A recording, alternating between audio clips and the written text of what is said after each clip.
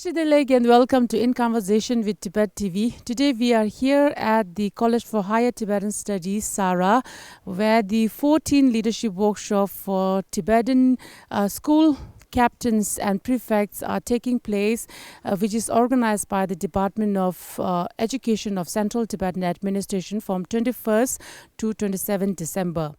And this year, there are 44 students and 16 counselors participating from 16 different Tibetan schools in India and Nepal.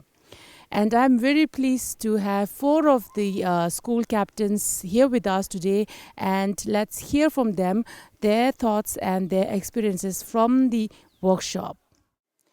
Tashideleg and welcome to our program. So my first question is for Kunchok Tsering. So can you introduce yourself and tell us about your school and also what does it mean, what does this workshop mean for you? Yeah, Namaste and Tashideleg. I'm Kunchok Tsering from SOS Herbertpur School Pokhara, which is situated at Pokhara, Nepal. And it is a pleasure to represent my school and community here. During this workshop, I had learned incredible opportunities about leadership skills and collaborating with inspiring individuals and gain new perspective. Tashideleg everyone, I am Tenzin Lhamo from Herbertpur, and I will be serving as the Vice Captain for the year 2024. As the title itself, it is Leadership Workshop, and it's a great opportunity for us to be here. I think this leadership workshop, it serves like several sessions like leadership goals, communication skills. So I think for leaders like us, it is very important as it helps us develop leadership skills like being responsible, innovative and stuff. My name is Tenzin Palmo. I'm the captain for next year, head girl of Upper TCV. And I think that the leadership workshop is very, very important. And I think I've learned some important skills like that I didn't have earlier. Like my listening skill, it got very, it got better. And I think the leadership skills, very it has taught me the responsibilities that I have as a Tibetan. Like Sigyongla said about how it is very important for us to learn the history of Tibet and China because we have to pass it to the next generation. So I think it was very important. I'm Norzin Wangmo from TCV School Gopalpur, and I think this leadership workshop, I think we should give this opportunity to all those leader in the schools or in wherever like community, and in this workshop we got to know this how to communicate with the students and not all like we are the leaders and we should act like we are the servants of the uh, people under the community so I think it's a very and it's a very good opportunity for me to participate in this leadership workshop. Thank you. Being a prefect, you have a lot of responsibility. You have to look after the students, and you have to always be the voice for them, and also motivate them to be in the discipline, to do well in schools, right? So, in these things, how do you juggle your own studies, and how much time do you give time for your studies? And this question, though we have some now we have the works of the schools and together we have to study, so we have to learn during the class time. We just learn we just hear what the teachers are teaching, and after that, after class, we have some times to which we can discuss about the topics the teachers have teach today, and we can and in our like school captains and prefects, we have some toppers in there, so we just sit in a group and we can just communicate each other, and we just learn from each other and discuss what the teachers have taught us in the class. So being a captain, I mean, every student has voted me as a captain because they believe that I can do my role as a captain very well. So in my opinion, I think I'm a role model for many who have voted for me. So I think it's very important that I, keep my role as a captain very well and also try to study well because the teachers also have great expectations from me. I have extra role as a, captain, and then I have to focus on my studies too. So I think I'm trying to focus more on my studies as well as keeping my role as a captain. I think being a captain, we are the ones setting goals for our juniors or whoever looking up to us. So I think time management for everyone is very crucial. Um, like as well as taking the responsibilities, we should also take some time out to like self-learn, and also I think we can do this by group discussions, and also there are many resources now like gadgets and stuff. So I think you can make a better use of that. Yeah. Time management is very important. Being a captain, there's so many problems like come from the childrens, and we should solve it too because they have chosen us the captain. Yeah, and sometimes I face a lot when someone when it is going wrong, like missing class. Most of sometimes I miss class, and I used to discuss with my friends what have taught by the teacher this morning, and I should discuss and taking some extra time to revise that lesson or course which I have missed, and so that. So, Kunchola, so it's more of a balance between your studies and the responsibility of being a captain of your school. So, you have told us that you have been a captain for a year already, right? So, can you share with us some of the challenges that you have faced, and how do you think you can change, or how do you see yourself bring change in school to that? Being a captain, I face a lot of like problems from the children. Some of children bunking the classes, and some are not listening to us and disobeying the um, disobeying to the teachers, and misusing the breaks time. Like I face a lot, and sometimes we used to discuss with the coordinators, discipline coordinators. I think in a monthly we used to do this meeting with the prefects and captains with us, and we used to solve like we used to solve the problems by sharing our own opinions to how to take solution of that problems like that. And yeah, I think that is the one. We should discuss with the coordinators and give our own opinion to that problems. Yeah. I think being a captain, there are several challenges we face every day, every second, every minute, and I think to cope with the problem, it comes with experience. So, as a captain, to treat everyone equally is very important because we have our own friends. So, I think what people think is that being our friend, they think we'll do some partiality towards them or being biased. But I think being a captain is very important to treat everyone equally because for us, they have believed in us. Yeah, so I think to treat everyone equally is very important, and group discussions with the prefects or the student council to bring up problems the students are facing. I think that is very important. Any specific challenges or problems that you have seen so far? I think the current teenagers, they feel like being indisciplined is very cool or something. In their mind, being indisciplined is like I think they think that they are being cool or something, but in reality, they're just playing with their own future. In future, being self-disciplined and being self-disciplined, being compassionate, kindness is very important for all the human beings. So to do this, we have discipline committee who brings all the students together and teaches them discipline. Yeah. What about the challenges that you have seen in your school, and how do you deal with that? How do you bring change? So I have like the training. We the newly elected prefects. We have like training for 1.5 months, and next year we're going to take on the full role. So during my training, I've obviously came. I've obviously faced many challenges, and one of them is like I have to I have a lot of people who I know, they're very close to me. So sometimes when they get late or something, then I have to be strict. I have to I can discriminate them. So when I'm being strict, and sometimes I just get so angry, I scold them for being so late, and the next day their whole behavior sometimes changes. So it's very discomforting because we used to be very close. When I was in a captain, overcoming this challenge was very hard, and my other prefects, they would support me, and so I kind of overcame it with their support.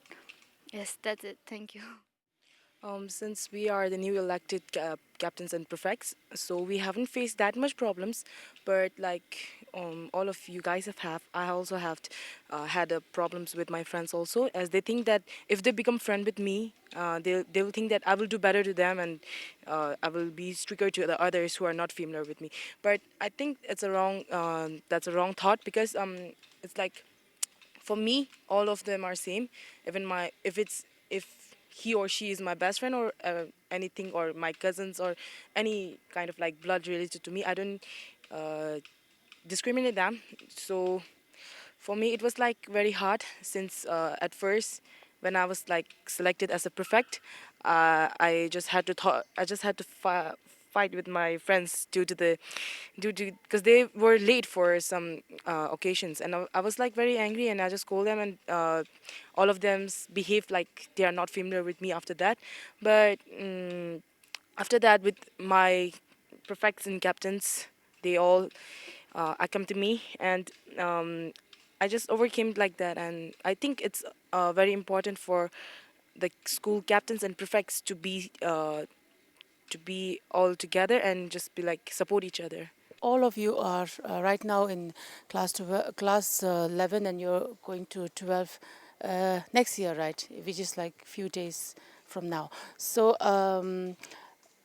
you have 1 year left for the school to complete. So how do you think your role and your responsibility, or this experience as a school captain, would complement your aspirations for the future? So being a leader, it's very important, not only in the schools or wherever. You have to be the leader of yourself. And for me, it's a very good opportunity for being a school prefect, as I have got the opportunity to how to communicate with the society, and how to as here we have teaching non-violence. Though I'm a very short-tempered person, but as I got to be the school prefect, I've got to know how to communicate with others with non-violence. So all this, like, thank you. Being a captain, like this leadership, it has taught me a lot of things, to practice non-violence, like she said, and to practice compassion, love, and to understand the needs of the students, right? Being a captain, you're one step closer to being successful in the future because you gain many skills.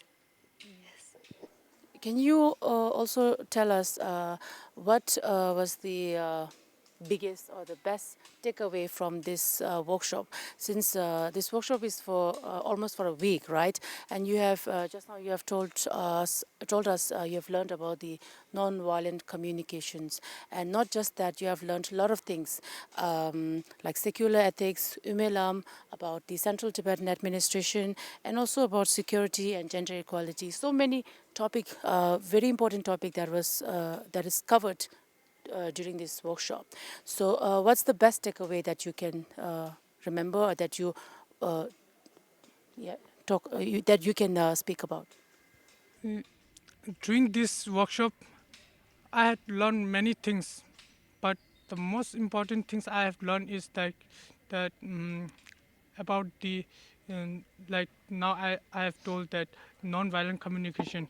It was a big topic, and first at the beginning of the section, I was like curious what is non-violent communication, and after doing the sections, and I was observing and like learning something that, and I feel that it was a very important that during this school time, or I used to be, and I didn't communicate with non-violent communication and solve that problem. That now I have learned that non-violent communication is also a problem, is also a solution for the problem that we can solve that problem. Yeah, and that is the most thing I have learned from this section. There are a lot of takeaways from the session, but the most important one for me is enriching our own Tibetan culture to promote our own culture because it is, I think, for me, people are forgetting our culture, and Tibetan peoples in exile, they have a lot of responsibility to promote our own culture because somewhere it's lagging behind. People are not paying much attention to it. Most of the people here, like me myself, my own personal experience, I've just recently joined Tibetan school. So for me, it's very important to speak and communicate in Tibetan, and I'm trying. Me myself, I'm trying a lot to be inside Tibetan community, to be around people, like yeah, my own. So, Tenzin Lhamo, so you have just told us that you earlier you have been in the English medium school, right? The non-Tibetan school.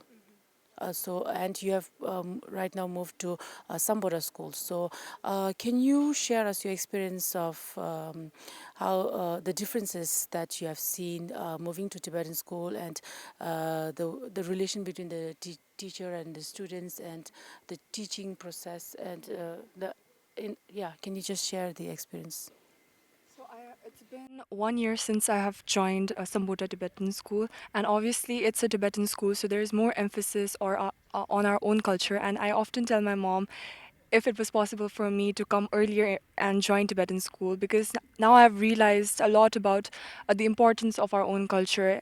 And in when I was in English, when I was in English medium school, there was not much emphasis on our own Tibetan culture, so it was kind of lagging behind. Nobody put much emphasis on it. So now I've come to realize the importance of my own culture and the relationship. If I talk about the relationship about student and teacher, obviously here in my in Tibetan school, the teachers are more hardworking and they don't see us as students. They treat us like their own children and let it be any topics. If we have any doubts to clarify, they're there 24/7 to help us. And I think that is very important. In my previous school, most of them, I think they just wanted, they're putting much emphasis on making money and education. Education is somehow not there. The purpose, the essence of education is somewhere not there. And in our Tibetan school, teachers are very hardworking. They're there for us every time, whenever we need them. So yeah, I think that's the difference I faced. So my best takeaway from this workshop is that um, earlier I wasn't very much aware about the situation we Tibetans are in. Like I knew that our freedom is taken away and we are in a very bad situation, but I didn't know it was very very bad. Because like with this leadership, there was lots of skills that we learned, life skills, but along with that we learned a lot about the Tibetans, the problems we were facing, and lots of the trainers, they were very stressing on about the Tibetan situation and how we should preserve our culture and all. So I think I learned the best takeaway was that we have a lot of responsibilities as a Tibetan, and I think we should start implementing it. So my takeaway from this workshop are like one of them is as a Tibetan, I think in most of the schools, the smaller children are not familiar with the departments we have in here, and I think uh, we should give the knowledge about the departments and how the system work here in our in Tibet in India as a Tibetan. So I think it's a important thing we should know, give knowledge to them. And second one is non-violence. As well as a prefect, though I'm short-tempered, and I just normally I used to talk very harshly with the students, and most of the children know that I talk harshly. So whenever I'm angry, they used to stay away from me. But during the workshop here, I knew how to I knew about the non-violence communication skills, and like that. So one more takeaway I have through this leadership workshop was like, as through our meeting with the Sikyong, he told us that China is not our enemy. China is the opponent of Tibetan. So I think it's very important to let the student know that China is not our enemy and that they are the opponent to which we have to go against. Okay, thank you. Okay, and also I have one more question. So, can you tell us where do you see yourself in 5 years from now? It's just a general question that I'm putting forward to all of you. Okay, though I don't have a exact aim like, and in my head, I have lots of like occupation that I am really interested to be in. So from 5 years, I think first I would like to learn about the languages, and right now my aim is to be an interpreter. So I like to learn. I would like to learn about the Chinese language, because most of my families are in Tibet, and they usually have to talk in like Chinese. And now in Tibet, the Chinese are forcing the Tibetan peoples to speak in Chinese, and they are not letting us to talk in our own languages. So from my own personal, it is very hard for me to talk to them, as I don't have that much knowledge about the Chinese languages. So right now I'm just learning about it so that I could communicate better with them, and likewise that I would like to help the others people to communicate to for not having them the language barriers. So it's like that. Thank you. Yeah. Yeah, same as her. I don't have any specific aims. Like I don't see myself in 5 years, like in a specific profession or job.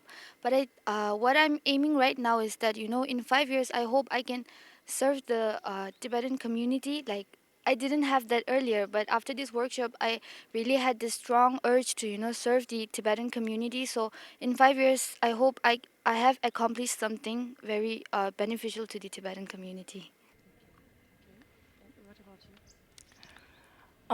Thinking in a positive way, from 5 years from now, I think I recently developed this profession. I want to become an English professor. And for me, English is a subject which is very beautiful. I can express my own thoughts with poetry, and yeah. And in the path of becoming the English professor, I also want to become a good human being. From this workshop, we have learned a lot about human values, to become responsible citizens, and to serve my own community, Tibetan community. I think I see that as a very important role. Mm, I also don't have specific, but uh, I think I want to be a hacker in the future, like that. And but after being here, You have to be an ethical hacker. yeah, I want to be an ethical hacker. And being here for a 7 days workshop, I have learned about Tibetan community and their department, and also the importance of the cultures, language, and tradition of the Tibetan. So in in the 5 years, I want to be like that, like teach the small children about the importance of the Tibetan community, department, and culture and that language which is very important for us, that we should preserve it, that earlier the also our president or Sikyong said that we should preserve our own tradition, though other people will not preserve that. Said I should also like doing that, and I will see there. Okay, so I'll start with another general question that I'd like to ask each one of you. So, who's your role model, and who do you look up to right now in your life, for motivation, in your studies, whichever? Like, In the present, I don't have like role model, but um, in in the behind, my mother and they used to be a role model for me all the time, and they used to motivate me all the time, and you should do that and you should not do that, like telling us, then giving some solutions for the problems. And like that. For me, since childhood, she is the biggest role model for me. I've been looking up to her since my childhood, and my mom has always taught me to never give up in life. She's always told me to embrace everything that comes and to see we have learned this from the workshop as well, to see responsibility, to see struggles as our own responsibilities, and my mom has taught me the same thing. So for me, my mom is the biggest role model in life. My biggest role model is my sister, my elder sister. Whenever my mom was at work or something, like since childhood, my sister would help me. My sister would even, she would even take the role as a mom sometimes when a mom is busy, and she would console me when I was crying. She would take me to school, and when I was little, I didn't like to go to school. So when I cried, she would, force me. Even if she was getting late, she would prioritize me, and not only that, my sister is very bold, and she takes her responsibilities very seriously, and she's very straightforward. So I think I look up to her very often. Okay, so my role model is like my mother, and uh, from since she was like 26 years old, she have struggled a lot, and she just when she was small, mm, my mother's mother, like her mother, told her that she was going to schools, and like when she wanted to go to school, my grandfather just drop her out of the schools, saying that you shouldn't learn and now you should work. So from like that, my mother has never been to school, and she just came straight from Tibet, and she have settled in Nepal. And now I don't want to repeat the struggle my mother had to me, and I just want to study hard and just do something for her to know that not now, though she have struggled like that, she doesn't want me to struggle. So I want to let her know that I will I mean like I will just came over it, and I will just study hard. Thank you. Before signing off with this discussion, I like to know, since you all have been here in Dharamshala for the last 5 to 6 days, and you have also visited Central Tibetan Administration, and I'm sure this must have been a very good learning experience for you. You have learned from a lot of people from the field, and also from teachers and the staffs here. So I like to know, as a Tibetan, what do you think the roles that you can play in advocacy for Tibet in future? So I can start with you. I think there is no one in the world who doesn't know about His Holiness the 14th Dalai Lama. So through His Holiness, most of the peoples know that we the Tibetans exist. So in wherever I would like to advocate our the Tibetans we through the cultures, and something unique we have is like the dance, the gorche we used to do every Wednesday. So I think this is one of the most exciting thing that we can let them know that we also have a like our own dance to which we can know let them know that it's how we do it. Like yeah, thank you. In my part, I've took active participation in my school relating to like our Tibetan performances, cultural performances, and I'm still participating in those activities. Like, I really love dancing to our culture, and if you know the Tibetan opera, as we call Lashung in our Tibetan language, I participated in that last year, and I'm participating this year too. So I think as a Tibetan, from my part, I think I can educate the people about the culture and the Tibetan opera and the stories of great legendary figures of Tibet like Truptong Thangdong Gyo, and there's many more Mela Depa, and yeah, so I think I can do that. Thank you.